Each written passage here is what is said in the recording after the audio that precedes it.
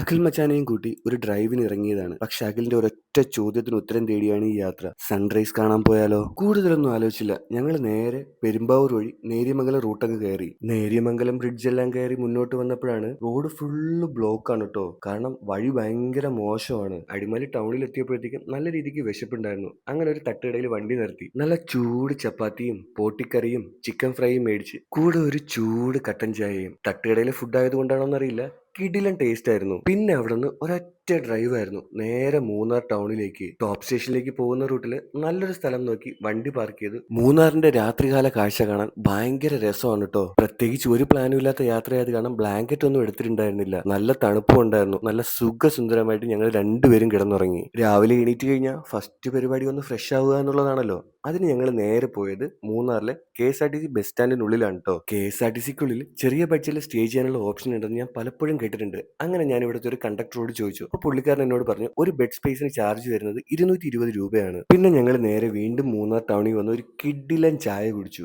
സമയം ഏറെക്കുറെ 6 മണിയായിരുന്നു. സൂര്യൻ അത്യാവശ്യം ചെറുതായൊന്ന് മേലേക്ക് പൊന്തി തുടങ്ങിയിട്ടേ ഉണ്ടായിരുന്നുള്ളൂ.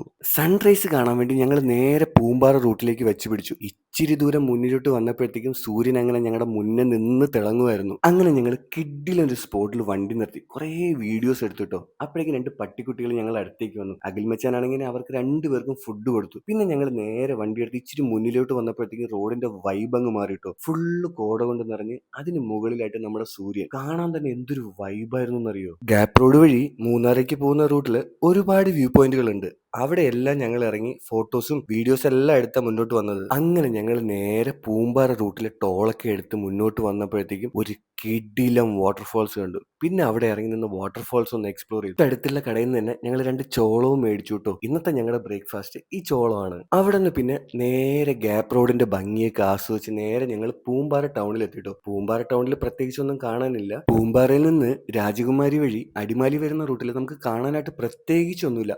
ആകെ ഉള്ളത് ഒരേ ഒരു സ്പോട്ടാണ്. അതാണ് നമ്മുടെ സ്കൈ ഡൈനിങ്. അതായത് ആകാശത്തിരുന്ന് നമുക്ക് ഫുഡ് കഴിക്കാൻ പറ്റും. ഇവിടെ പെർ ഹെഡിന് 1500 രൂപയാണ് ചാർജ് വരുന്നത്. അങ്ങനെ ഞങ്ങൾ വീണ്ടും അടിമാലി ടൗണിലെത്തി. കിടിലൊരു തട്ടുകടയിൽ കയറി ചൂട് പൊറോട്ടയും ബീഫും മേടിച്ച് കഴിച്ചു. ഇനി ഞങ്ങൾ നേരെ നേര്യമംഗലം വഴി കൊച്ചിക്ക് പോവുകയാണ്. എല്ലാ യാത്രകളും ഓരോ ഓർമ്മകളാണ്.